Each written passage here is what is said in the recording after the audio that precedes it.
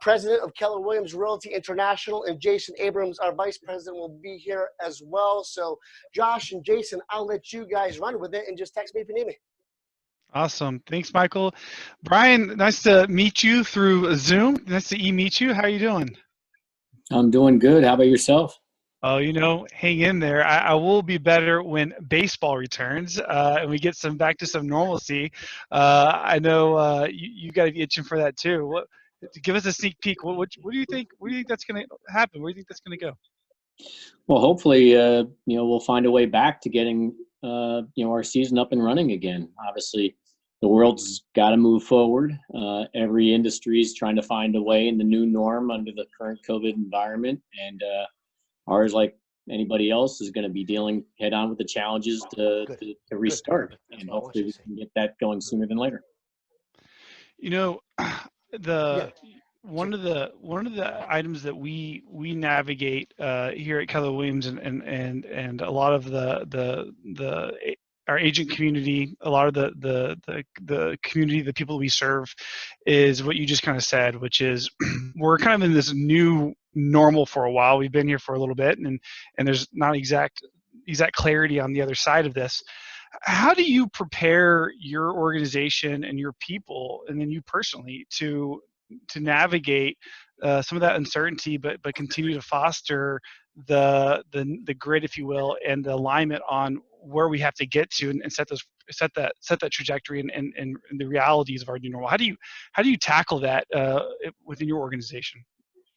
I mean, really the simple answer is I think all successful operations, whether it's an organization, whether it's a country, whether it's a political movement, whatever, it's all about communication. You have to find a way and a platform to communicate properly and start the dialogue and be open-minded to if somebody brings a new idea that's different and that could benefit you, to be open-minded to hear it out and kind of vet it.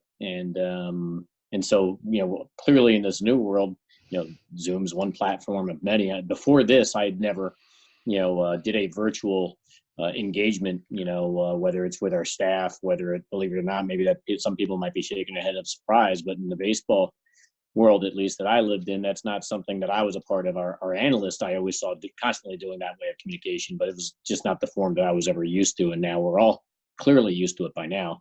And so, we've been, engaged with our manager, our coaching staff, our front office, on these Zoom platforms to try to find, all ideas and best practices as we move forward, and then continue to honor our employment, by making sure that, hey, there's certain job responsibilities that we can tackle, and we just have to tackle it in a different way right now.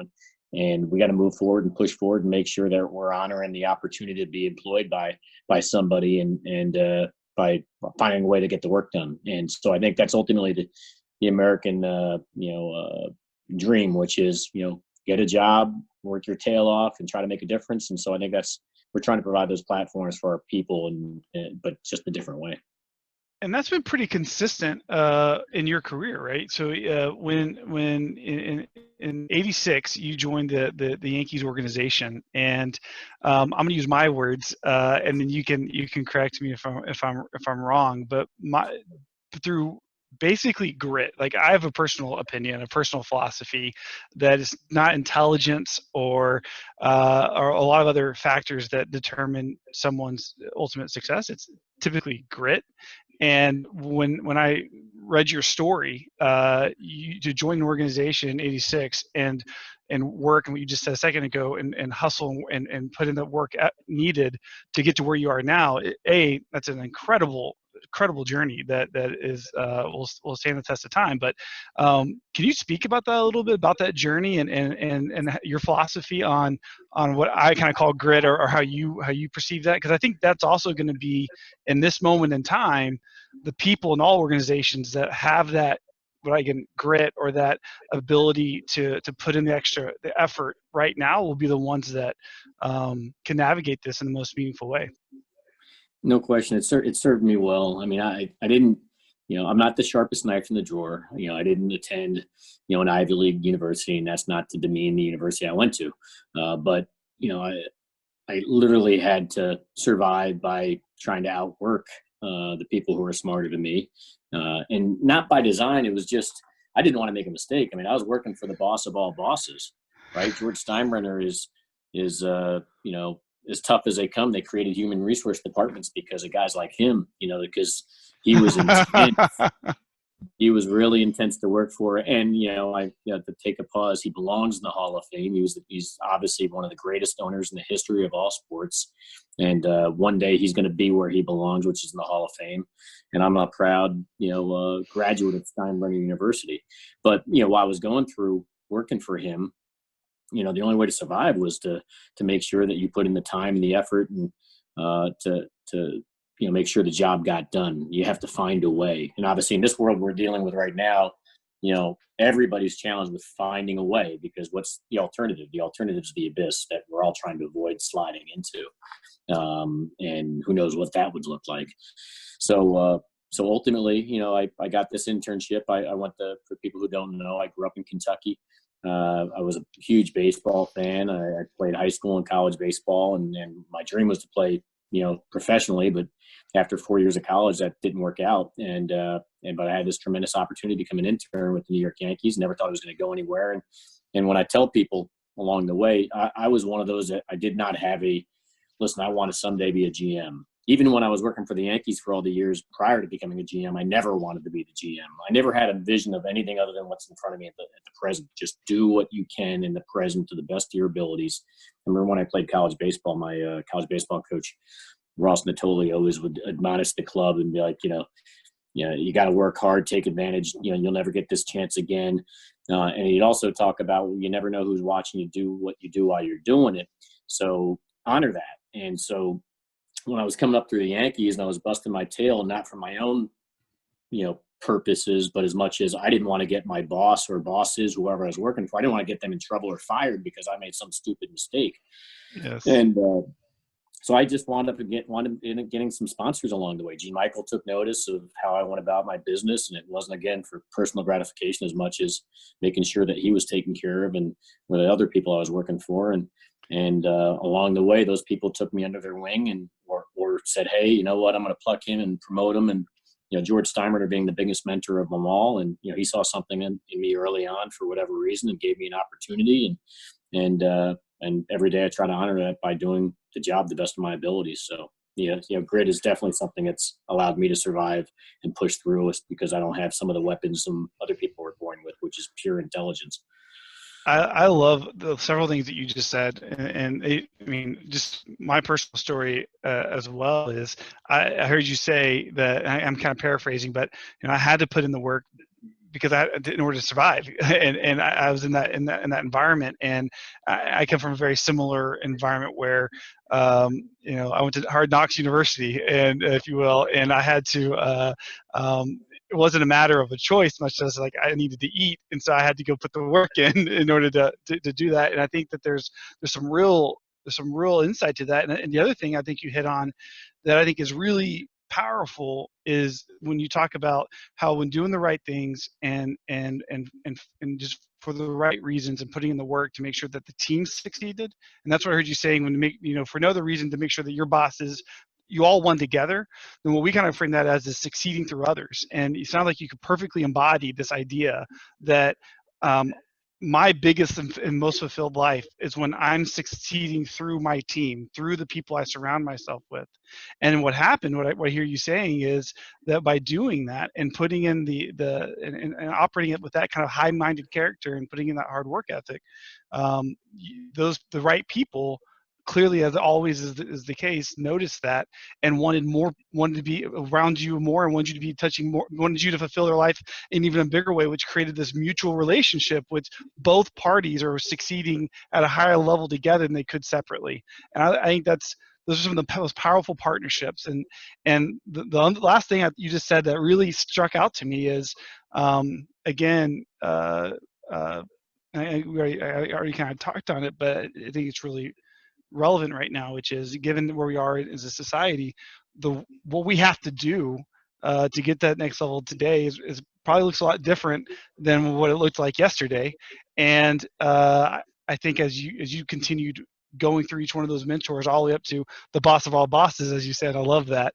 My only guess is you probably had to reevaluate what success was and what you had to do to achieve the next level of success. I've got to assume it wasn't the same playbook that you were running the day you were an intern in '86 to today. I assume that there was evolutions all along that journey. No question about it. I mean, there's so many things bouncing around my head right now. So first and foremost, I have adjusted over the course of time. The general manager I was back in '98, my first year, and the GM I am today is completely different because I was open-minded and I wanted to create a culture and surround myself, with people that would challenge me in every way, shape, or form. And I'm proud of taking the Yankees and making sure we're keeping up with the Joneses. And so if, analytics became an explosive, new kid on the block, so to speak, during my tenure. And it popped up in some other locations. Clearly, the Billy Bean Moneyball book would be one example. And then obviously Theo Epstein comes into Boston with a new ownership group, John Henry, who used to be a limited partner of the New York Yankees. And he bought the Marlins and swapped out and bought the Red Sox and brought in Bill James, who's a legendary stats guy that wrote a lot of books, out of he grew up in Kansas and just an impactful individual in the sabermetric world. So all of a sudden, being open-minded, being curious, and realizing like what's going on in some of these other places that they're having success, and it's success you might not understand. So you try to learn from it, you try to grow from it, you try to adopt it, and the more you learn, the more you see how, maybe this actually can impact us in a positive way. So now the Yankees have one of the largest analytical successful programs in all of sports, and I've got teams from other leagues, not just our own industry, because we don't want to share it with them, but you get calls from the NBA or the NHL or the NFL or over in Europe asking, hey, what are you doing? You're hitting something that the word seems so simple, but I think for any of us who have had to go through reinvention of some type, like that's a massive thing to be, especially the Yankees, like to be. You joke about keeping up with the Joneses. Let's be super clear. As a Ranger fan, you were the Joneses, right? Like you were the pinnacle of baseball, and to have the I can't imagine the conversations that were happening when they were saying the way that we've always done business, the way that made us the equivalent with the best in, and the to represent the stripes, like that became this cultural thing. To even ask the question, is there a better way? Is there a better philosophy? And how much that must have challenged the organization or challenged humans that have always done something a certain way. That's a massive thing. That's a transformational thing that for a lot of times isn't an easy conversation. It's a simple conversation, but it's not an easy conversation to have. Can you talk about that a little bit? Because that's transformational thinking right there. That's really big stuff. It's come at a great cost. It comes at relationships built, and again, you're trying to make sure that your best practices are the right practices always, and people get afraid of what they don't understand, and we're still going through that process now. I mean, obviously, there's always something new and better. Like in the past, more and more recent, it's easy to talk about the analytics. Now it's performance science and how you can adopt it. But yeah, the New York, one of the shirts I've never liked from the Yankees is, our Yankee fans walk around with, "We've got rings," right? And we're always promoting our history and tradition, which we are absolutely proud of. But I've never liked that because that's the past, and what we're trying to focus on is the present and where are we going to be going forward, and so having those difficult conversations with people that have been in the game for a very long time, and you try to go through the conversation. And look, I don't have all the answers, but I want to push the question in the middle of the table to have a discussion. And some people have closed down to that, have no interest in that, and so you have to be prepared to fight for something that's right, and that sometimes it costs relationships. That sometimes you're like, well, your time on the clock here and serving this franchise in a successful manner, during this certain time frame is over. It's not going to last now moving forward. And the one thing my job is I want to make sure I push the what's good that can benefit us as we move forward. Obviously, everything blessed with our ownership first and foremost, and give our the people I work with the chance to adopt and grow. And it's my job to find as many people that have that type of mentality And for those, there's a saying, don't be a dinosaur. I've used it many times here. Don't be a dinosaur. There's a meteor coming, and you don't want to be a dinosaur when that hits. So see this new, great, crazy ideas that's impactful, that's coming. Be prepared for it and grow and adjust. If not, you're going to die off like the dinosaurs, and all of a sudden you're not going to be able to get a job as this industry changes constantly. And so it's been a challenge. And yeah, I mean, I've had sword fights, whether it's with managers or coaches or scouts or front office personnel that if it doesn't work, then you try to end peacefully. If it doesn't end peacefully, so be it. As a leadership, in a leadership position like I have, you have to do what you think is right for the franchise as you take those forward steps. So I'm going to kind of phrase in my words what I hear you saying. For context, Keller Williams is real estate as a whole. The real estate industry is also going through some transformational changes in the industry. We're getting more data inspired, much like baseball went through.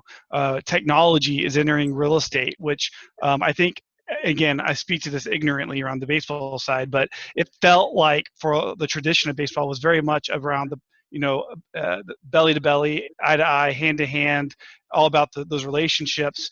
And real estate's very much like that. And there's this new component, which is this data science component. There's this, what's the role technology is going to play. And there's also a lot of competition out in the marketplace. And so we're going through our own kind of transformational change as an industry. And what I heard you just say there, and I thought it was really spot on, was you're never resting on where you've been, and what I hear you having is a constant curiosity, a constant desire to ask the question, what are we missing? And if there's these other organizations that may not even be as successful as you are yet because they don't have the legacy and the tradition, but they're doing these new things, I hear what it sounds like you're saying, if I'm internalizing you right, is I want to understand. I want to have a real objective conversation around, is this where it's going? And if so, I want to have a thesis on that. I want to understand that. I want to be in that game and have a real articulate conversation about that. And I'm unwilling to waver on our commitment to success and commitment to greatness. And if I'm willing to I want to take the whole family with me, but if I find that people are not willing to go on that journey with me, then I'm willing to make that. I'm willing for that to be the choice they make, but I'm unwilling to sacrifice our greatness at the expense of someone's uncomfortableness around asking the question which is, yeah, I know that's how we won the championship last year, but is that the best way we're going to win the championship next year? Am I getting that right? Absolutely. I mean, you're nailing it. We need to take this on the road, both you and I, and keep it going that way. But it's exactly it. One of the things that comes to mind is obviously, you have the streaming business right now, and you see the success of Netflix. What was Blockbuster thinking back when, all of a sudden these emerging, streaming services like Netflix, now Amazon Prime and Hulu, et cetera. Blockbuster had a huge successful operation for a period of time, and in hindsight, maybe I'm wrong to use them as an example, but did they adjust, or did they, miss an opportunity to grow and adjust? Or were they, in theory, maybe arrogant? I don't know, because obviously I didn't work there. But the thing I definitely think is a concern for any industry in business is arrogance. Just because we're the New York Yankees and we've had a ton of success and we have a lot of world championships. I've got 4. I actually got 5 rings, but I have 4 as a general manager and been to the playoffs. I've been GM now for 22 years. I think I've been to the playoffs. Maybe it's 19 times. Just really quick, that's got to be the most amazing thing in the world to be able to say. Like, just to be clear, like, I've got 5 championship rings. Like, that is, I just got to say, that's amazing. And I'm so proud I can say it. But at the end of the day, if I'm going to sit back and rest on that, is somehow going to, put food on my table today as we move forward, that's a huge mistake if we don't adjust and grow. So bottom line is, I want our people to be open-minded. I want to cultivate that. I want them to challenge me, since I'm currently in the leadership chair of baseball operations. And I want my people to, knock on the door and say, what about this? What about that? And I'm not going to dismiss it so I'll give you a new example of again, whether we used the Blockbuster one and now what transpired in Netflix and Blockbuster became a dinosaur and died off. Don't be that dinosaur. The transformation of analytics and how that transforms sports. I feel like we got ahead of that before, a lot of other teams did, and it benefited this franchise and allowed me to stay in the chair I'm currently in for that. And now all of a sudden there's a revolution of player development and how you train your Major League Baseball players. And the offshoot of that is there's been a lot of, shops offline, non-professional baseball shops, but, places like a Drive Line, for instance, and Cressy Sports. We hired Eric Cressy to now run our strength and conditioning side. But in the college ranks, they have revolutionized how to train, amateur players, and in some cases professional players, pitchers and hitters, by biomechanics and Rapsodo machines, a lot of new technology and high definition cameras. And so all of a sudden, if you see the teams like the Houston Astros that adopted that and started making some transitions and impacting players in a huge way, they adopted some other things too. Well, I understand that is true, but you got to give them credit. But I'll focus on where they were cutting edge in certain things. And yes. And trust me, there's some teams that looked at it and said hogwash, that's sorcery, whatever you want to call it. And then there's other teams that are like, what's going on there? And you start digging. Yes. And so obviously it's our job. We always want to be on the cutting edge. We'd love to be the forefront on everything, but that's not always practical. It's not going to happen. And so now that's the new revolution, and everybody's catching up now to reinvent their player development programs. And so there's more examples, but my point being is you got to be humble, so even though we're the New York Yankees, I have no problem knocking on the door of Vanderbilt University or University of Michigan in their pitching program. We interviewed their pitching coach, for our Major League pitching coach job. He's never been a professional pitching coach, although he had a professional career. Just because I'm the Yankees doesn't mean that we're coming in there going, we have all the answers. There's people walking out there in the college world, in the amateur world, and the non-traditional baseball world. It could be some other business that actually can bring some significant content to the table to impact our players and impact us in a successful way. And we're going to, my challenge is to continue to try to find those people so, they can, be employed by the Yankees and impact us for the benefit of our fans and our ownership. Unbridled curiosity about how to get better. And what I hear you saying is this acknowledgement, which is every season starts 0-0.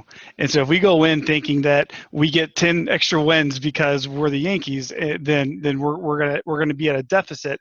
And so if you were to internalize that, and if I was a small business, say I had a real estate business, and I was top 3 in my market, but I was doing the business the exact same way I've been doing it for the last 30 years that got me to being the top 3.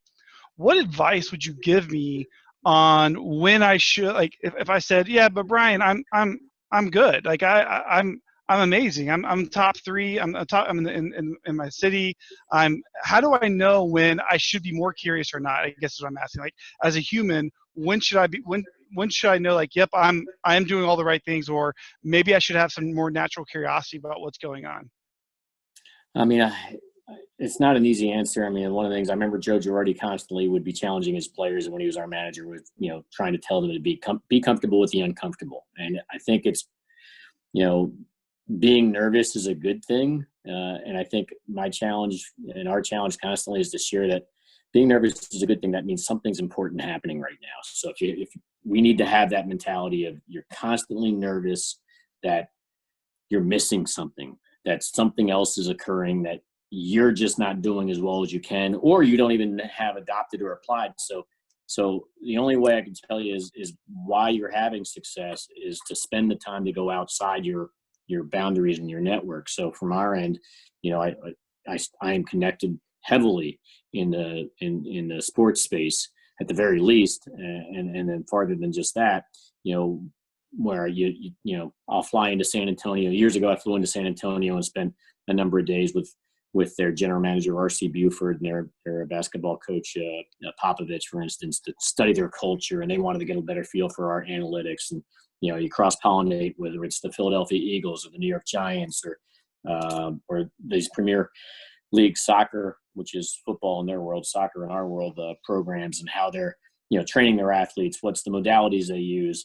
The Brooklyn Nets are cutting edge on a lot of performance science things, and as are a lot of these NBA teams, and making sure that not only do you get a chance to to engage the leadership groups and bring your staff with you in the various categories, whether it's athletic training, whether it's strength and conditioning, whether it's analytics, whether it's performance science or scouting, and try to share the information capture. But last year we had personnel parachute into Clemson to look at their football facilities, and I spent some time. I looked at the Ryan Center at Northwestern University, for instance, and seeing how everybody decides to go about their business a certain way and why, and what kind of culture they're creating, and learn what's behind people that have some consistent success. And then I'm telling you, you come back with some knowledge capture that you can adopt and apply, and that's a great idea. And some of them are so simple that you just miss. But until you get exposed to it in another arena, then you have that ta-da moment. And that's what our challenge is, not just to do our job in the present, but to find a way to have those ta-da moments and then share it. The other thing is communicating with your own staff. I mean, the one thing when I started with the Yankees back in the 80s, everything was about the players on the field. That was it. It was about making sure you had the players, and then, roll the balls out there and get them going. But I think that one of the shifts that we've realized is really impactful is not just, training your players, but we need to invest in our personnel, in our front office, in our scouts, in our pro scouting, amateur scouting, athletic training, again, the performance science team, the analytical team, and the administrative side of this thing. And that's pushing our culture, sharing our culture, sharing our reasons why we do what we do. Our analysts are pushing that. We've created something that's pretty special. We call it Yankee University, which is a web platform that we push our culture out there, and everybody's responsible for showing their work and why they go about their business the way they are, so it can be challenged and asked, like, well, why is it that way? Or I might not agree with that. Whether you're the catching coordinator or the pitching coordinator. We do the exact same. We have a thing called Combs University, and one of our fundamental philosophies at our organization, which differentiates us, and I can only assume it differentiates you as well, is typically in real estate, agents are very closed bodied around what what their practices are. It's all, this is our trade secrets. And with us, we've got 160,000 agents. And one of the things we celebrate is we share and we collaborate. And the idea was that, that culture of sharing, defending, debating best practices rises all the boats, that we all get smarter, we all get better. And if I could take a second and try to frame back to what I heard you say when I asked. That's exactly right. I was going to say all boats rise on a high tide. Sorry. Yes. And what I heard you saying around how to know if it's hubris or if you actually are doing the right things, my personal experiences and what I heard you say, and tell me if I got this right, is that if you're having an emotional response to an idea, that's probably hubris. Now, if you've done, like you said, and you've done the research and you have the facts and the data and you're having a logical conversation, then that's probably a well-sounded thing. And the number one way that I personally navigate those conversations within our organization is when new ideas or a challenger is doing something different, and someone's pointing to why they aren't as good as them, so none of their ideas could be as good as them. That feels sometimes like that hubris you're talking about, which is, we're the number one, we're the largest real estate company that sells more than everyone else, et cetera, or I'm the number one agent in my marketplace, or whatever that narrative may be. I'm the New York Yankees that continue winning. But it's when no, we've gone in, we've looked at it, here's why we think this is the right or not the right answer. And that conversation turns into that, what I heard you saying, that fact finding mission, and then having an objective conversation. That's typically, in my opinion, the indicator that says, am I having an emotional responses because I'm really kind of scared and fearful and I don't want to change? Or am I having a logical conversation that says, I've been curious about this, I've evaluated this, and now I'm making a decision based off what I know? Would you kind of agree, or do you have a different perspective on that? No, I agree. And the only thing I don't really mind emotional responses. I do obviously mind emotional decisions, or gut decisions. Those things have no place.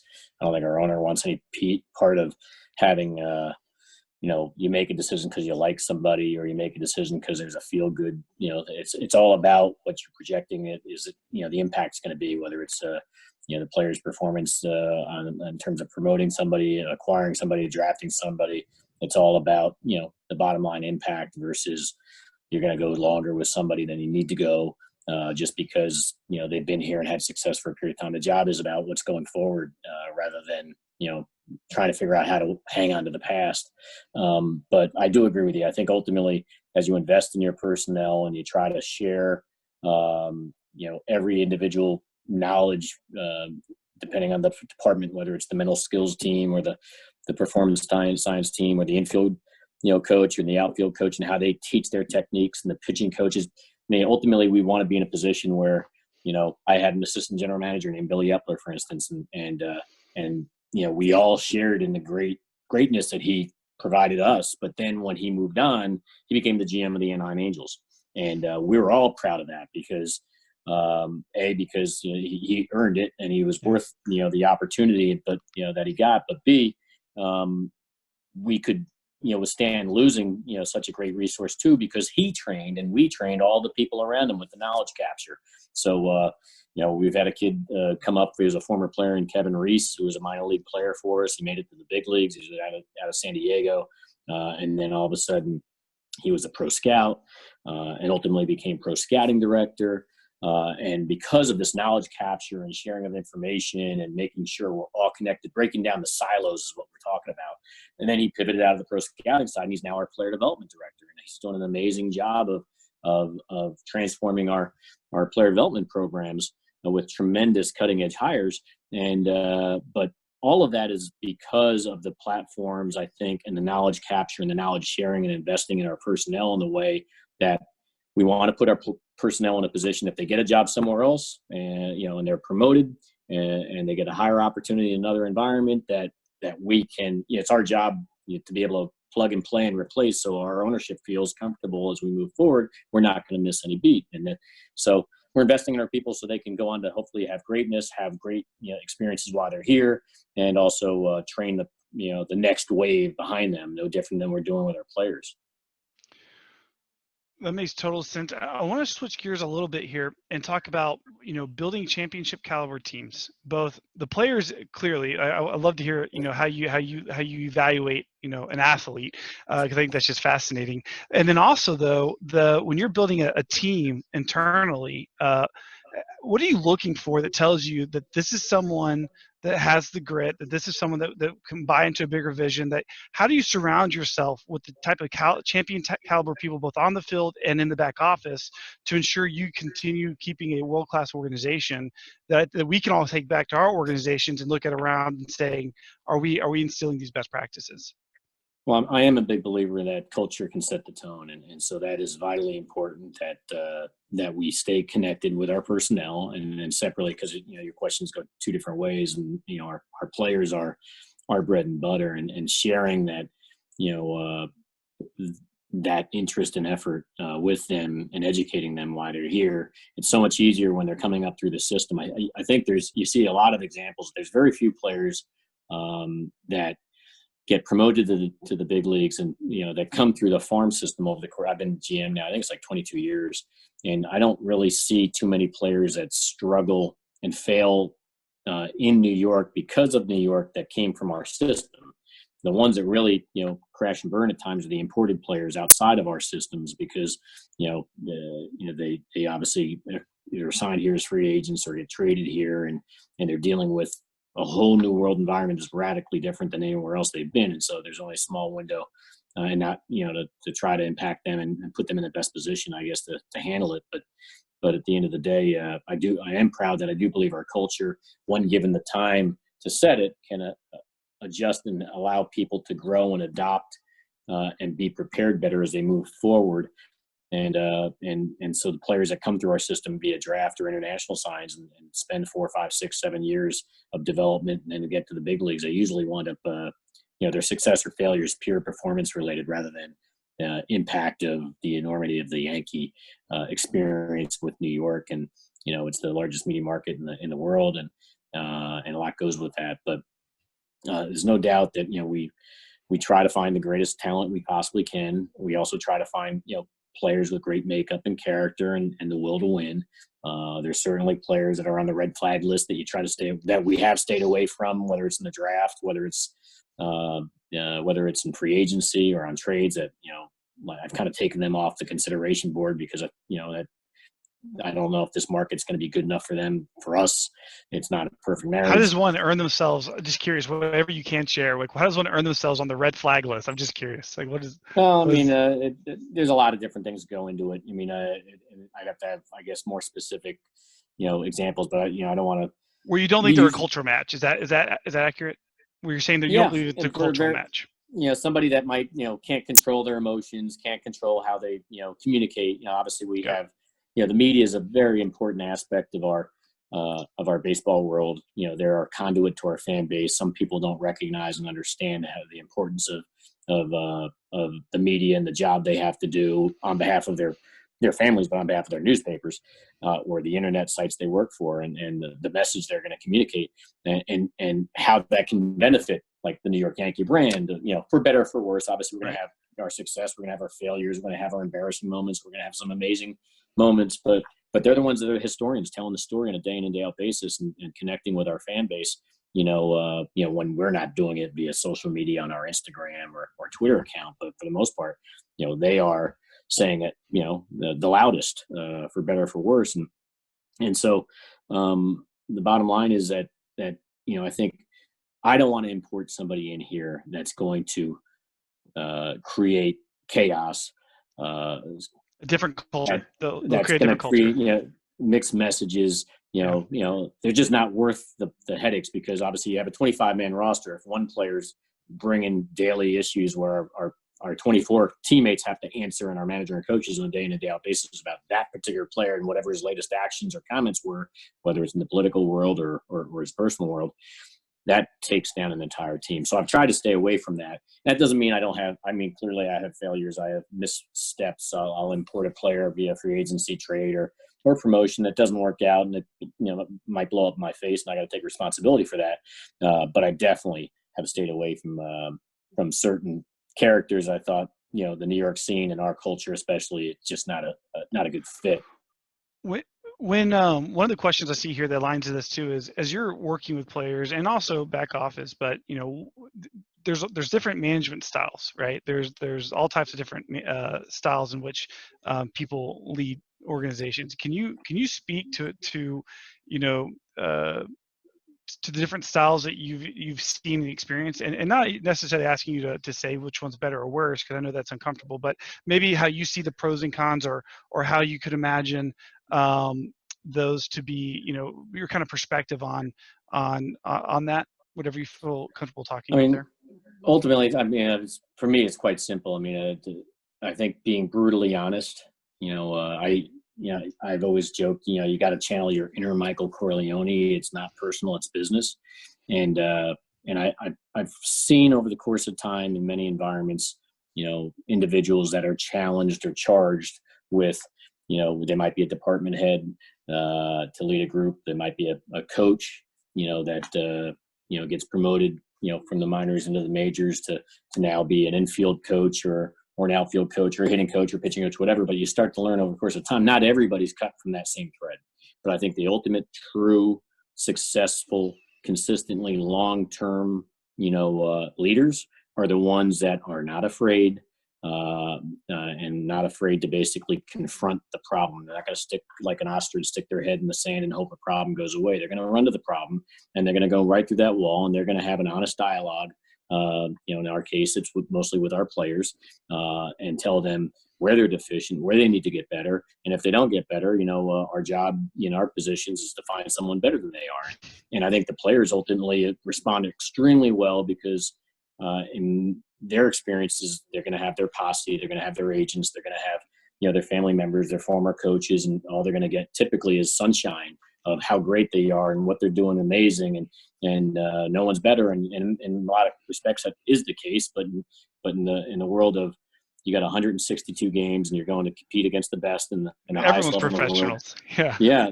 That no one's perfect, and there's always some aspect of your game, Father Time is playing a role too, and it's ticking away from you. So all of a sudden somebody starts losing a step, or somebody needs to be better in a certain category on the defensive side, for instance, or whether it's a catching, receiving side and changing your mechanics, what have you. Those tough conversations have to happen to benefit the player, because the only way somebody can be aware that they're not good enough or deficient in certain areas, to have take that cold water and throw it on their face and be like, I know you feel everything's good, and I know your numbers look great, and I know you're making a lot of money, and those coaches or those leaders, whether it's in the front office side, the manager side, or the coach's side, they're the ones that, get their players improved and better, and the players walk away, really, the great ones will always accept the challenge as competitors to say, you know what, you think I'm not good enough in this category, I'm going to prove you otherwise. And that's where the magic happens. But unfortunately, too many times in my experience,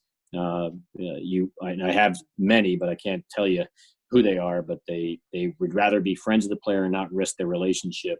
And whatever their communication level is, it's so low that the player doesn't really know where they're deficient, and so obviously they're not as impacted as you want to be. And so I've learned to swing through many a times and have dialogue direct with our players and make sure that we're on the same page. And I know the staff we have today is empowered and is willing to impact our players in an honest, direct way, and therefore they're given the opportunity to be the best they can authentically be. The insight that I hear that we can take back to our organizations is that no matter how great someone of a contributor or performer someone's in our team, we can't be afraid to have the accountability or improvement conversation in fear that we may upset them, because and I'm kind of extrapolating this last part, the right people who buy into our culture will ultimately rise up to that challenge, and the people that ultimately won't be long-term fits will step out of it. And either way, we've got to continue improving. That's what I hear you saying there. No question. And that's the magic of those performance reviews that obviously HR has pushed in the middle of the table some time ago. Obviously, if they're really good ones in terms of they're confronting whatever the deficiencies are and giving an employee a chance to grow, and that's what we all want. We want to be better. We want to have long-term success in whatever category and company we're working in. And if you're not getting true, honest feedback, or at least perceived feedback of where things aren't perfect, then that growth is never going to happen. All right, so we got a few minutes left. I'm going to ask you a series of fun questions, and if you don't feel comfortable answering them, feel free to say pass. Thoughts on Tiger King? It was shocking. I mean, it seemed like as every episode unraveled, you discovered something even more. Like you never thought it could get more crazier. Crazier or shocking. And you didn't see that coming, and it did. So I went in unaware. I just watched it because obviously it was the thing to do. But yeah, I was really surprised about the twists and turns that was going on through that documentary. Yeah, and there's definitely something suspect about Carol Baskin's ex-husband. I'm just saying, like there's something suspect there for sure. All right, I definitely hear you. Next question: what is something surprising that most people don't know about your role as a GM, of being the GM of the Yankees? What's something that would what's something that people would be like, that's interesting, I would never thought of that? So I don't know. I mean, I feel like I'm an open book in everything I'm doing. I mean, so or just as being a GM in a baseball organization in general, like what's something that you do as part of your job that is interesting that not everyone knows? Well, today, the New York Yankees, I'll just give you the most recent example. So the New York Yankees have the Stonewall Inn scholarship that we've provided with, so we're partnered with the Stonewall Inn to help fund scholarships to 5 amazing students in one out of each borough of New York City. So it's a college scholarship program that, last year was year 1, this year's year 2. So the last 2 to 3 days, despite being a baseball general manager, I am on the board, so to speak, of interviewing these amazing students in the LGBTQ community that are so deserving, and we have to unfortunately pick 5 from the countless applicants that are well deserving. The stories are unbelievable. So the job involves a lot more things than just obviously running a baseball team. A lot of community stuff, I hear. There's community stuff. There's obviously media stuff. There's you have your internal individual stuff, but it's not all about free agencies and trades. It's the Yankees definitely are a community-driven franchise and want to be impactful both on the field with wins and in the community with trying to impact in a positive way the people that can be helped. Who was a player that, and we'll say that no longer plays anymore, that you dreaded having to play them every time because they were that good? So an opposing player that every time we Yes. were come up Yeah, against you're them, like, here we go again. They were just really good. They were just a really good competitor. well, obviously there's two. I'll give you two. I mean, they were both in the same team. So if any of our pitchers had to throw or face David Ortiz, clearly, that was something that was never a comfortable moment, because he just wreaked Amazing. havoc on our Yankee pitching staff forever. And then and obviously Pedro Martinez, although we might have found a way to beat him many a times. I mean, he was probably the best starting pitcher that I saw, during that time frame. He was, just amazing. But it was amazing how our team competed against him and those teams competing against each other. But David Ortiz definitely was somebody I did not enjoy watching our pitchers try to figure out a way to navigate. Are you watching The Last Dance? Oh, yeah. Thoughts? Yeah, it's incredible. Watching a lot of the Jordan interviews, there's a lot of Jeter that there's Jeter resonates with me watching Michael Jordan during The Last Dance, whether it's at times in the interviews or the mentality of trying to be great and the focus of pure winning and wanting people on your club that's all about winning. And so there's something about Michael Jordan that reminds me a lot of Jeter. There's a question here, and I think it's a good question I saw from Chris. Is there a trade that in the past, in the history, that you look back on and says maybe that one got out of way, or maybe we should have been more, or one that you said that was really smart if another team did? Don't necessarily have to be a negative against the Yankees, but is there a trade going back or a player going back that you said that maybe that was something that was a missed opportunity? Oh, many a times, I'm sure. I mean, there's so many in trades that we tried to make. I'll give you an example. The first one that comes, since I just mentioned his name, so Pedro Martinez. So we acquired, I was the GM. Pedro Martinez, obviously a great pitcher out of Montreal Expos. The Expos are deciding to make a trade. And I'm doing everything in my power to try to match up with the Montreal Expos with a trade for Pedro Martinez. And ultimately, it doesn't happen. I mean, and the asks were astronomical, and understandably so. But when they did the deal directly with the Boston Red Sox, and when I saw the deal they got, it was for Carl Pavano, I believe, and Tony Armas Jr., if I remember right. So it was a 2-for-1. It wasn't even close what the asks were for us. It was almost like 5 times more the Yankees were going to have to pay. And I got destroyed by the boss for not being able to do it, blah blah blah, and I can understand. I know that conversation. I've been there. He was mad and disappointed, but anyway, when the dust settles, years going by, Pedro goes to Boston. They eventually break the curse, and they've had the success. He's a Hall of Famer. Then there's a book that comes out, and I think it was I didn't read it, but it was either Pedro's book or a book from Claude Brochu, who was the owner, I think, of the Expos at the time. And I think it was a book about Pedro Martinez and a book by Pedro Martinez. But anyway, when I was talking to somebody who interviewed me for that book, I complained to him about, I tried to trade for him. He could have been a Yankee, but we never even got close. It was unbelievable. He goes, well, I got information for you, which I assume's in the book. It said Claude Brochu, he owned Seagram's, I believe. He was never trading into the Yankees. He hated the Yankees and he hated George Steinbrenner. And his former GM of the Expos, Dan Duquette, was the GM in Boston, and he had a great relationship with Dan. So he knew Dan. They worked together in Montreal. He had good feelings, and he didn't have good feelings towards us. So the whole system was rigged. It was never happening my way, even though I took the beating for failing to deliver it. And I was like, I knew something was up because they asked me for 5 players. They were all almost all, it seemed like all-stars or all-stars to be. Nobody would ever have done that type of deal. It just didn't seem. And then when they did the deal with Boston at the level they did it, it was so lopsided and different. And it was a double whammy because that's your rival too. Decades later, I found the truth to it, or was conveyed the truth to it by the writer. The great nugget there is in real estate. I think I saw Jason say it too. Is that we definitely have a thing that says people do business with people they like, and it's a relationship-based business. And I think that's a great story that illustrates that.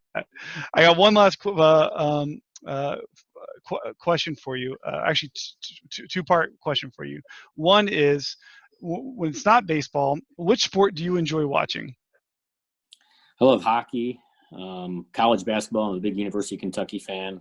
I'm a New Jersey Devils hockey fan. I think hockey is the best spectator sport to go see live. It's fun. But I grew up in Lexington, Kentucky, so I'm a huge Big Blue Wildcat fan, huge John Calipari fan, and before Cal, obviously Pitino with the impact he had in Kentucky, and so those would be the sports I would follow the most. But the NBA, I tell you what, the NBA's I didn't really like the NBA as much when I was a kid, but now it's tremendous. So I take my son to a lot of NBA games. This year we flew into every winter. I say, where do you want to go? So some years, I flew up to Toronto to see the Raptors. I've taken him to Boston to see the Celtics. This winter we flew down to Houston to see the Rockets play the Lakers, and just have a father-son bonding experience. That's actually really special. That's actually really, really special. I got a 3-year-old, and I can't wait for him to get to the age where we can go enjoy that. So that's really awesome. I will say I got to see the Lakers before COVID shut it down, and man, they've got a team, don't they? They've got a roster there. They absolutely do. Anthony Davis, a former Kentucky Wildcat. Yes. So last question, then I'll leave it to you for parting thoughts. But last question is, so who do you think, and this is, there's not an easy answer to this, but who do you think is the overall best athlete in the last generation or so? And what do you believe made them so great? Well, I guess define last generation. What's the time frame? Last 100 years, call it. I mean, I don't know. Bo Jackson stands out to me a little bit. He was an amazing Major League Baseball player while he was healthy, and an amazing football player. So Bo Jackson's the first one that comes to mind. I mean, it's a very tough question, but Bo Jackson was. Can't go wrong with Bo. You can't go wrong with Bo. Brian, what parting thoughts would you have for us? And as we go back into our daily lives, into our daily businesses, and as we try to do what we can to navigate this and to get to the other side, what thoughts and pearls of wisdom would you leave us with? All right, I'll throw a quote your way that's always been helpful in tough times, and obviously we're dealing with some tough times. The quote someone once years gone by gave to me was, "It'll all be okay in the end, and if it's not okay, it's not the end." And the way that quote means to me is essentially life moves on. Whatever form or fashion it's going to be, you can make it whatever you have to make it in the new world order. So it's always been a powerful quote. It'll all be okay in the end. If it's not okay, it's not the end. So I would share that it's not the end, and we will find a way as we move forward, and it's going to be all good as we move forward, and whatever that new good happens to be. So I wish everybody the best of luck in this current new world order. Brian, I can't appreciate you enough on behalf of Keller Williams and everything for coming and pouring into us and being a part of this. And this has been a real privilege and a real honor. So thank you for allowing us the opportunity to talk to you. You're a world class actor, an awesome guy, man. Appreciate you. Thanks for handling me with tender love and care. I appreciate it. Made it easy. All right. How it going, Brian? And everyone, please donate to the local New York communities. This is our day at Keller Williams to give back and to pour into our communities and show everyone that who we are and let our culture shine. So with that, I'll hand it back to you, Michael. Thank you so much, Josh, and thank you, Brian. That was awesome to hear. Some great questions. I do believe people are saying the Tiger King was a favorite question. I'm looking at the chat, and I think the Tiger King question is probably up there as the best. But Brian, thank you for all you've done to build a great organization, and obviously sharing some of those thoughts with us today. So thank you. For everyone else on the call,